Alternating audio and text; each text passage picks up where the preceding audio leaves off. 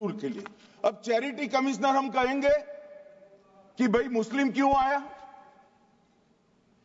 मुझे बताओ, charity commissioner act में मुसलमान चैरिटी कमिश्नर बन सकता है या नहीं बन सकता है? उसको ट्रस्ट नहीं चलाना है, उसको चैरिटी के कानून के हिसाब से वो ट्रस्ट चले उसकी देखरेख करनी है। ये धार्मिक नहीं है, ये धर्म का काम नहीं है मान्यवर, ये एडमिनिस्ट्रेटिव वर्क है। और इसलिए तो फिर चैरिटी कमिश्नर हिंदू होगा तो वो क्रिश्चियनों के ट्रस्ट का कैसे देखरेख करेगा? चैरिटी कमिश्नर क्रिश्चियन होगा तो जैनियों के और हिंदुओं के ट्रस्ट का कैसे देखरेख करेगा? अब बताओ कि सारे ट्रस्ट के चैरिटी कमिश्नर अलग अलग बन, देश तोड़ दोगे आप लोग, तोड़ दोगे। हमने साहब, मैं अभी भी आपके माध्यम से, इस सदन के माध्यम से देश भर के मुसलमान भाइयों बहनों को कहना चाहता हूं, आपके वक्फ में एक भी नॉन मुस्लिम नहीं आएगा। ये एक्ट में ऐसा कोई प्रावधान नहीं। मगर जो वक्फ बोर्ड है और वक्फ परिषद है, उसका काम क्या है? वक्फ की संपत्तियां मान्यवर बेच खाने वाले लोगों को पकड़कर इसके बाहर निकालने का। वक्फ के नाम पर औने पौने दाम में संपत्तियों को 100-100 साल तक किराए पे देने वाले लोगों को पकड़ना है। वक्फ का जो पैसा होता है, इनकम जो गिरती जा रही है, जिसके माध्यम से माइनॉरिटी का विकास करना है, माइनॉरिटी को आगे बढ़ाना है, इस्लाम धर्म की सारी धार्मिक संस्थाओं को पुख्ता करना है, ये पैसा जो चोरी होता है ना, उसको पकड़ने का काम वक्फ बोर्ड वक्फ परिषद करे। और मान्यवर, वो चाहते हैं कि इनके राज में जो मिलीभगत चली वो चलती रहे। ये नहीं चलेगी, ये नहीं चलेगी। और मान्यवर, मैं आज आपको बताना चाहता हूं क्या स्थिति हुई है। मान्यवर, सबने कहा, रिपीटेशन भी होगा, परंतु मैं कहना चाहता हूं मान्यवर कि वक्फ के 2013 में जो अमेंडमेंट्स आए, अब बिल किरण भाई का है, मगर मैं कह सकता हूं कि वक्फ का 2013 का अमेंडमेंट न किया होता तो ये बिल लाने की शायद जरूरत न पड़ती।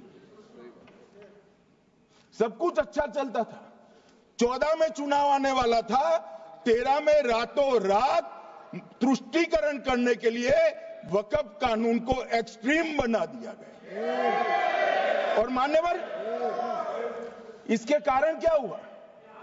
इसके कारण दिल्ली लुटियन की 123 वीवीआईपी संपत्ति कांग्रेस सरकार ने जब चुनाव मुहाने पर थे, 25 दिन दूर था, वक्फ को देने का काम कर दिया। दिल्ली वक्फ बोर्ड ने उत्तरी रेलवे की भूमि वक्फ के नाम घोषित कर दी। हिमाचल में वक्फ की संपत्ति बताकर उस पर अवैध मस्जिद बनाने का काम किया। 250 हेक्टेयर क्षेत्रफल वाले 12 गांव पर वक्फ का स्वामित्व हो गया तब तमिलनाडु में। और मान्यवर, तमिलनाडु के 1500 साल पुराने तिरुचेंदुरई मंदिर की 400 एकड़ भूमि को वक्फ की संपत्ति घोषित कर।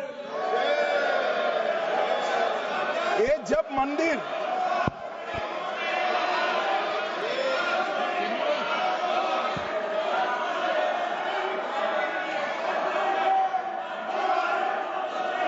आपको मौका मिले जब अपनी बात कह देना, प्लीज बैठिए। मान्यवर, कर्नाटक की,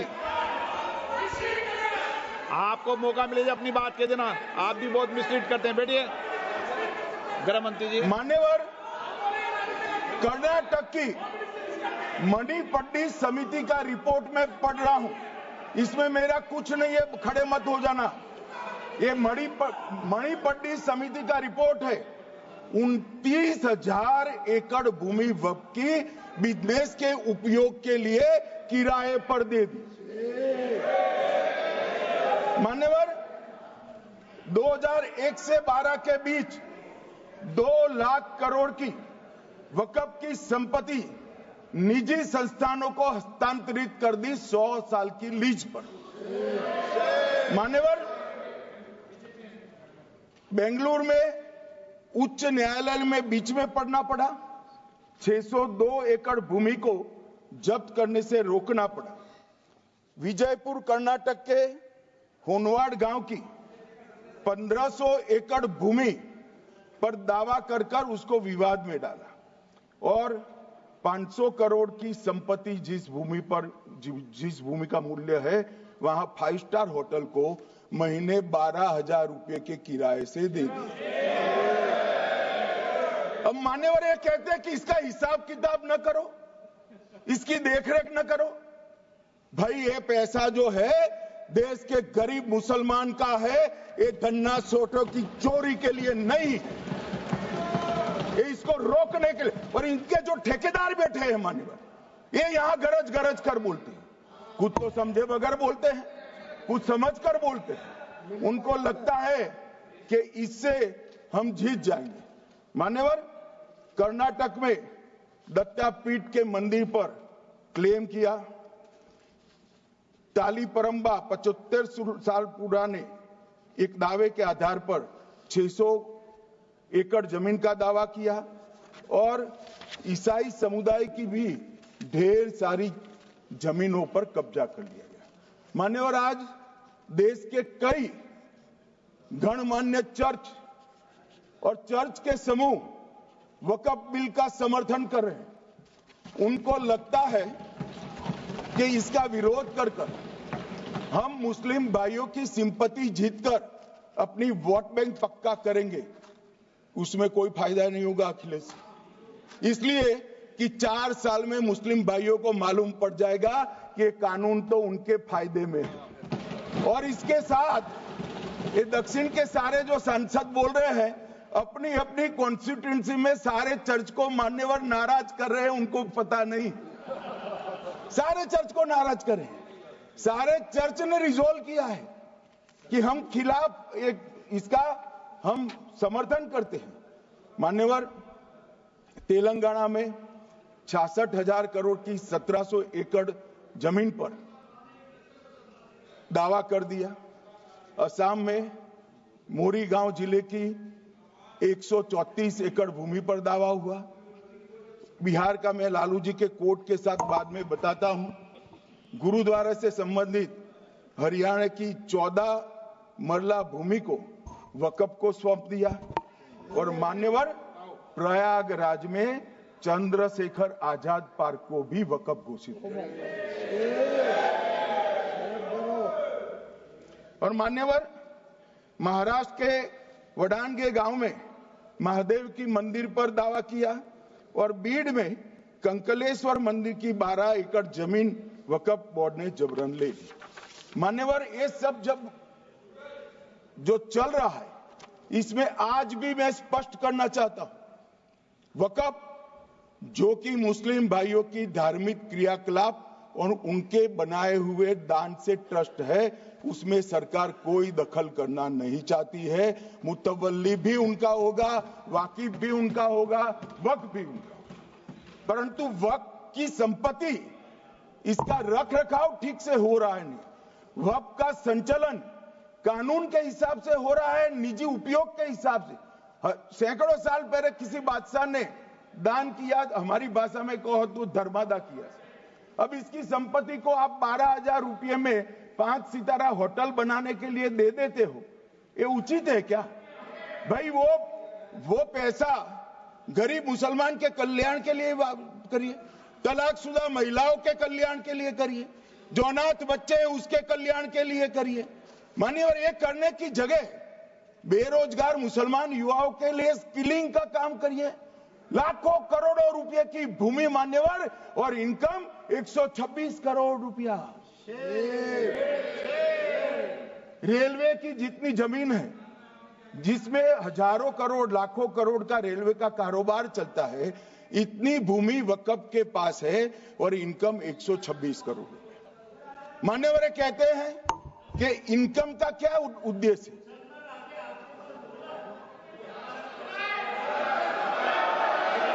बैठ जाओ।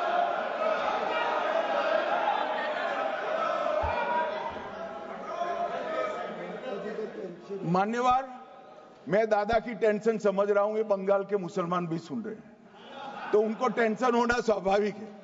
मान्यवर, लालू प्रसाद जी, आज आरजेडी के सारे सदस्य बोले, जब 2013 का अमेंडमेंट आया, मैं लालू जी का तो पूरा पढ़ना चाहता हूं, बाकी सदस्यों का सिर्फ टोकन पढ़ूंगा।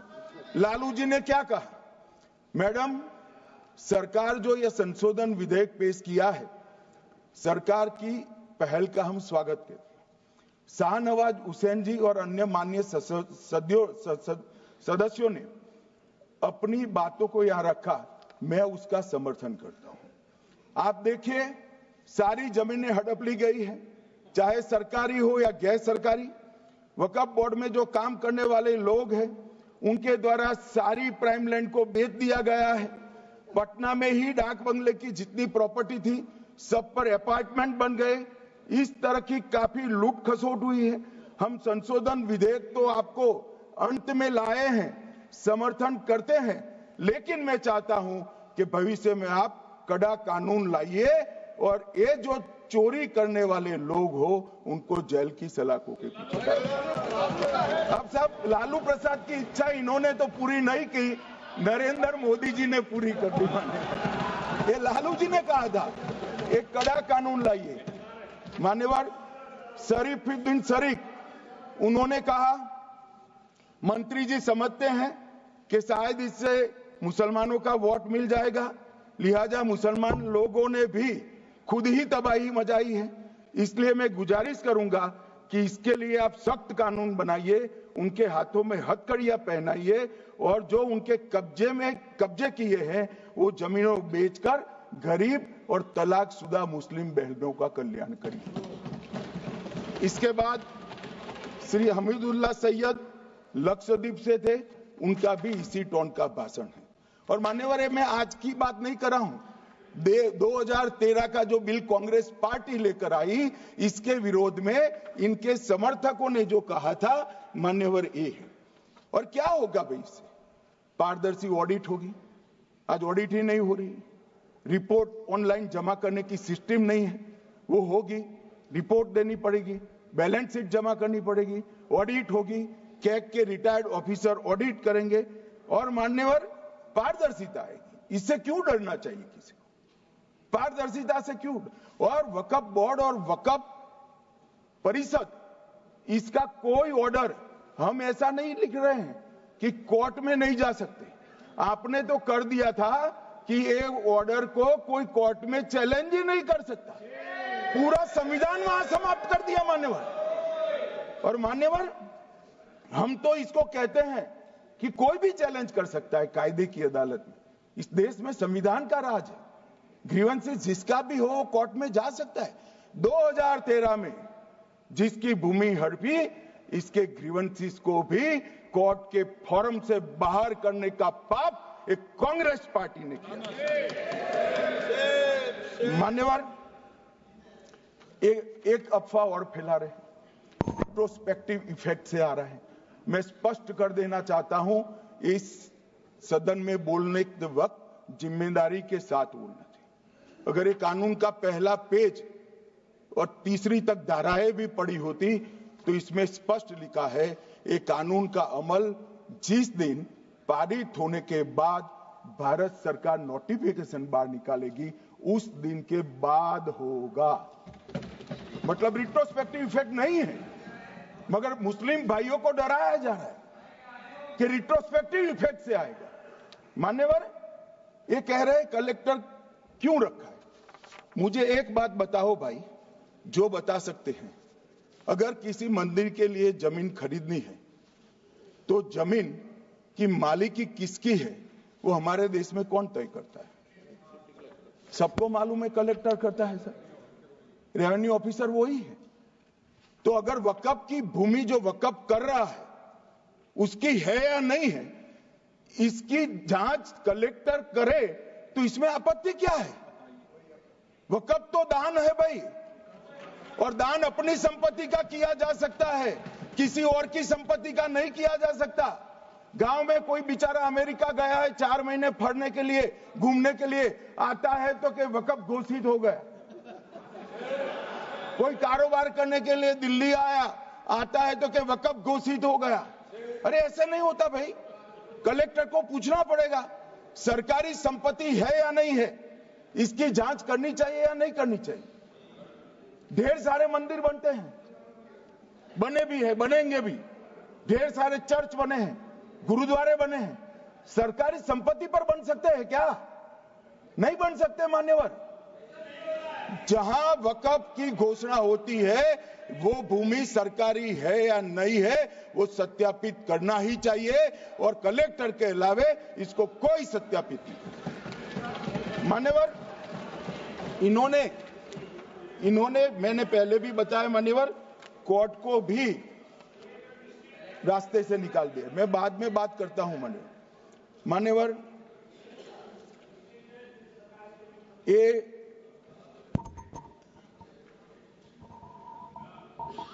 मान्यवर एक उपयोग के आधार पर वक्त की समाप्ति। मान्यवर ये कह रहे हैं कि सैकड़ों सालों से वहां प्रैक्टिस है। अब वो तो वक्फ रजिस्टर हो गया, आपने घोषित कर दिया, वक्फ में रजिस्टर भी हो गया, अब इसका सवाल नहीं है। मगर सैकड़ों साल की प्रैक्टिस, मुगलों के समय की प्रैक्टिस आज घोषित की जा सकती है क्या? अगर वहां नमाज पढ़ रहे हैं तो लोग देखते होंगे, कब्रिस्तान होगा लोग देखते होंगे, दरगाह होगी तो लोग देखते होंगे, और घोषित भी हो चुका होगा, रजिस्टर भी हो चुका होगा। अब अगर आप वक्फ घोषित करना है तो उसको ऐसे नहीं कर सकते मान्यवर, अधिकृत करना चाहिए। मान्यवर, जो दूसरा सुधार लेकर आए किरण जी, वो ही है कि धारा 36 में वक्फ संपत्तियों को बिना किसी स्पष्ट प्रक्रिया से, मालिकी की प्रक्रिया से पंजीकृत नहीं किया जा सकता। मान्यवर, अपील का प्रावधान वर्तमान में अधिनियम में ट्रिब्यूनल के निर्णय के खिलाफ अपील करने का कोई प्रावधान नहीं है। ये दृष्टिभ्रम खड़ा कर रहे थे गोगाई जी कि हाईकोर्ट में जा सकते। हाईकोर्ट में सिविल सूट नहीं जा सकता, रीट के अधिकारों का उपयोग कर हाईकोर्ट में जा सकते हैं। सिविल सूट में ज्यादा प्रोटेक्शन मिलता है मूल मालिक को, आपने सिविल सूट को खत्म कर दिया था। रीट के जुडिक्शन बहुत सीमित है, हम सब जानते हैं कि ये सीमित कर दिया गया था, आप भी जानते हो, मगर आपको वोट बैंक चाहिए। मान्यवर, ये हमारा स्पष्ट सिद्धांत है भारतीय जनता पार्टी की, मोदी सरकार का, कि वोट बैंक के लिए हम कोई कानून नहीं लाए। कानून न्याय के लिए होता है, कानून लोगों के कल्याण के लिए होता है। इन्होंने कहा कैसे कैसे कानून आए हैं, मैं बता देता हूं सब। अभी कांग्रेस के महासचिव और माननीय सदस्य कह रहे थे क्या कानून आ रहे हैं सब, किस प्रकार के कानून आ रहे हैं। मान्यवर, इसी सदन में नरेंद्र मोदी सरकार ही महिलाओं को 33% आरक्षण का कानून लाया। इसी सरकार में पिछड़ों को संवैधानिक अधिकार दिया गया।